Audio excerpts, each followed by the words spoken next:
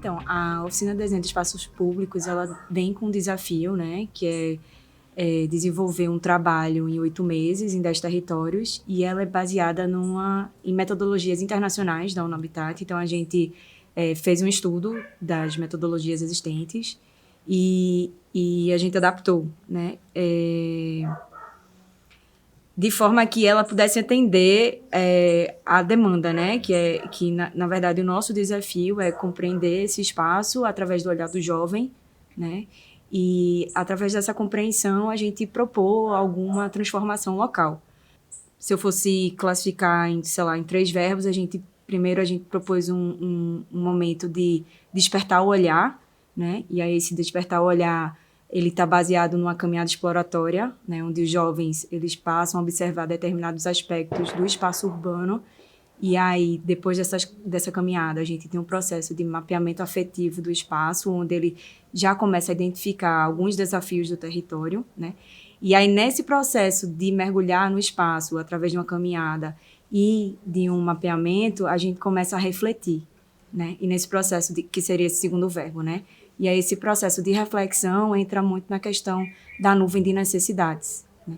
Então, a gente deixa, assim, de fazer uma abordagem mais superficial de problemas facilmente identificáveis, por exemplo, calçamento, que é bastante recorrente nessas áreas mais vulneráveis, mas a tratar aspectos mais profundos, né, que estão além dessa pele, né, dessa superfície, desse calçamento, que são as questões de infraestrutura urbana, né, a olhar para cima, a pensar na questão da iluminação, a pensar na questão de conforto do ambiente, de arborização, enfim.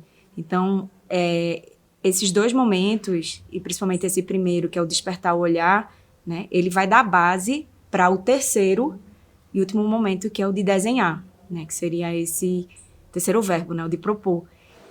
Eu acho que todo mundo pensa que o principal ponto forte dessa metodologia são as maquetes, porque realmente são lindíssimas, chamam muita atenção. Mas, para mim, o principal é a gente conseguir ir para esses territórios e mostrar para os jovens essa perspectiva de que o urbano ele pode tratar de todos esses temas que eles já vivem, né? Questão de segurança, questão de iluminação, o que eles vivem no dia a dia. Eu acho que, principalmente no primeiro dia, que a gente tem uma caminhada exploratória, que a gente consegue ver vários pontos do bairro deles, e eles viram uma chavinha, que não é só aquilo de, não tem luz, quero luz. Mas aí, por que você quer luz, né? Você quer luz porque a luz te traz segurança. Por que você quer pessoas na rua? Você tem mais segurança a partir dos olhos das outras pessoas. Então, essas chavinhas pequenas que a gente foi girando na cabeça deles durante esses 2 dias, eu acho que foi tão interessante quanto, ou mais interessante do que a maquete, que realmente é linda, são todas muito lindas. Mas eu acho que é isso. Essas pequenas informações de urbanista que a gente vai introduzindo na cabeça de cada um deles.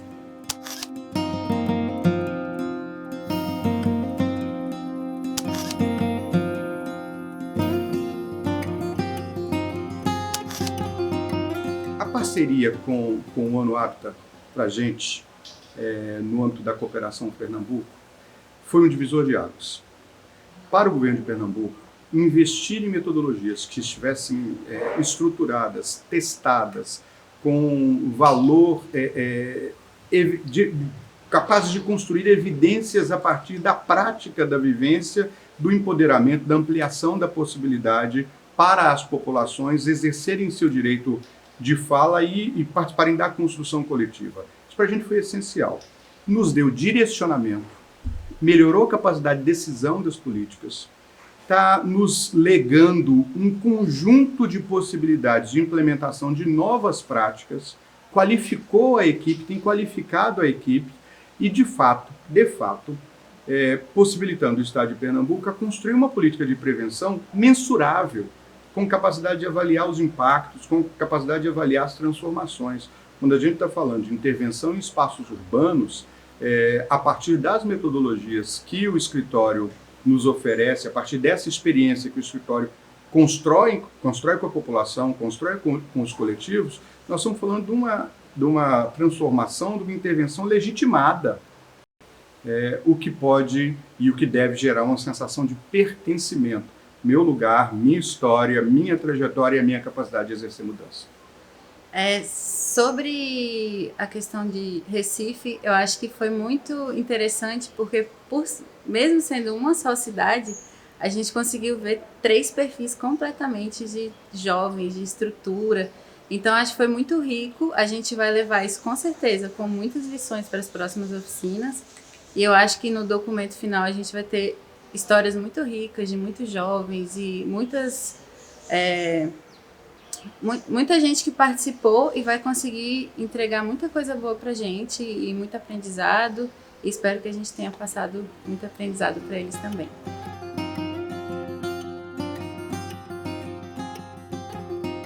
Eu acho que essas metodologias e esse estabelecimento de um diálogo franco, honesto, sincero, transparente, despretensioso, e quando eu digo que é despretensioso é porque ele não tem uma preconcepção de resultado, né? Eu não tenho um produto ideal, eu não tenho um parâmetro de produto que diga não, ele tem que ter um conhecimento básico sobre isso para que a maquete produzida a partir dessa oficina coletiva seja algo replicável. Não. As pessoas estão às vezes falando de necessidades básicas, estruturais, estão falando de sonhos. Quando elas estão falando de necessidades, elas estão falando de garantia de direitos. Circulação, proteção mínima, a partir da iluminação, do acesso aos espaços, acessibilidade, mobilidade, a partir da colocação de uma escadaria. Mas elas estão falando de sonhos. Elas estão falando de um mirante, elas estão falando de uma rampa de skate, elas estão falando de um paredão de escalada, elas estão falando de sonhos. Sonhos são possibilidades. Então, eu preciso do básico, e eu tenho uma crítica de que esse básico é acessível se poucas intervenções forem feitas, mas eu sou um cidadão que pode muito mais. E os sonhos que eu apresento estão traduzidos, às vezes, nas habilidades que eu tenho.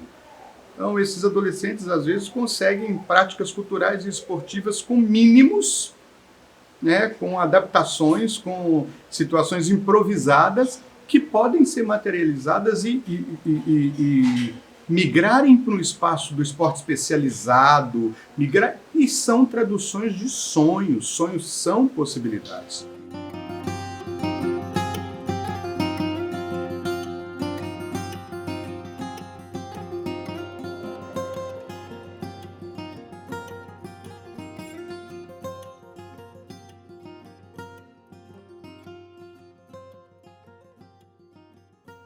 São territórios completamente diferentes, né? A gente tem um Pina situado já na área mais litorânea, né? E nesse território a gente tem diversos desafios, desde questão de qualidade de espaço público a questão de moradia. Então foi um aspecto que bastante chamou a atenção, né? Os jovens identificaram a necessidade de ter moradias melhores e dignas, assim, para todos, né? E não só um ambiente seguro, né? Como a própria praça que eles denominam Praça do Oeste ou Praça da Bala, né? E aí nessa oficina foi interessante porque eles deram outro nome, né? A Praça do Amor. Então isso é bem profundo, né? Que aí ele passa a refletir, né, sobre como poderia ser. O seu desejo está ali, que vai desde a modificação daquele espaço, como espaço de cultura, né? Com uma área que tem lá para eventos diversos, né? Ao mesmo tempo, a preocupação com quem está ali, usufruir da praça, que tem pessoas idosas, né? Eles puderam perguntar às pessoas, entrevistar as pessoas para entender o que é que elas gostariam que ali tivessem, né? E isso aí foi muito rico nesse sentido, porque na hora que eles foram desenhar, eles se lembravam, né? Não, mas fulano gostaria que tivesse isso, né? Um grupo de pessoas falaram que seria interessante ter um espaço lá para academia. Então, assim, essa proposta do Pina em si, ela foi muito pensada, as equipes, né, refletiram sobre, né? Não ficou só no desejo do jovem, mas da comunidade também. A do Ibura, ela foi interessante, porque o que a gente percebeu é que muitos jovens, a grande maioria, a relação com o espaço público, ela ainda é muito incipiente, muito voltada à questão de segurança mesmo, o estar em casa é mais seguro do que o estar na rua, né? E aí a gente também se deparou com várias surpresas, né? No sentido de que não só ter uma quadra legal mas ter uma escadaria segura, né, com corrimões, tratar o esgoto que fica a céu aberto, né. Então, o jovem ele tem essa capacidade, né, de ir além daquele equipamento, daquela atividade que poderia ter ali. Então, a várzea, ela é particular porque os jovens que estavam ali... trata-se de uma comunidade muito pequenininha, né? E aí, a comunidade Sétimo Campus. Então, os jovens, eles não têm, de fato, um espaço livre, além da área que a gente trabalhou. E essa área, eles já se apropriam com várias atividades. Então, o desejo era latente de querer fazer com que aquele espaço se transformasse, né? Então, a gente tem ali novamente, né, como os outros tiveram, a preocupação com a comunidade em si, mas também eles trouxeram necessidades que eles gostariam que tivesse ali, né? E aí, lá foi interessante porque o espaço em si já é utilizado para festas, né? Ali, o pessoal já tem esse costume de realizar eventos, né? Festa das crianças, sei lá, Natal. Então, assim, eles pensaram uma proposta que pudesse contemplar as atividades existentes, né, o que é da tradição da comunidade, adaptado com desejos que vão além dessas festividades, que são cuidado com as crianças, né, com os idosos que estão ali. Quando a gente está falando de política de prevenção, está falando de, antes de mais nada, de exercício de cidadania. Capacidade crítica, possibilidade de escolha, opção para colocar seu olhar, né, exercer seu lugar de fala, seu direito de se posicionar e pensar a territorialidade no lugar que as pessoas de fato existem. Elas devem ser sujeitos de direitos nos seus lugares, no enfrentamento de todas as precariedades, de todas as ausências, de todos os vazios assistenciais que, infelizmente, são uma herança do nosso modelo de desenvolvimento, do nosso modelo que criminaliza a pobreza, e de uma série de privações, sobretudo que os jovens, agentes vítimas, mas também agentes potenciais de exercício da mudança, sofrem e podem colaborar.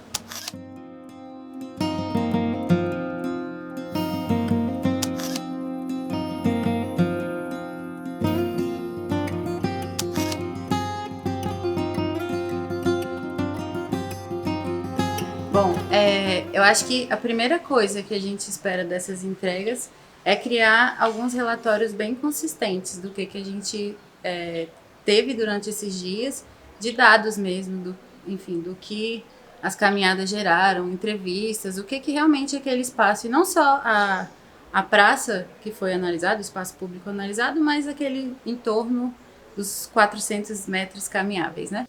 O produto que a gente vai estar entregando, ele é uma síntese, né, das propostas que foram desenvolvidas pelos jovens de cada território. Então, a gente está dando um modelo final e esse modelo consta de imagens inspiradoras. Então, são imagens que vão poder embasar políticas públicas, né? Inspirar projetos para o lugar. É um primeiro passo de uma transformação. Então, nesse sentido, a gente espera que o poder público, ele, né, através desse primeiro diálogo com a comunidade, com a juventude, né, ele possa ter um material inicial para poder, sim, começar um processo mais profundo, né, de concepção de proposta e execução de proposta, né, para o lugar, de transformação do lugar.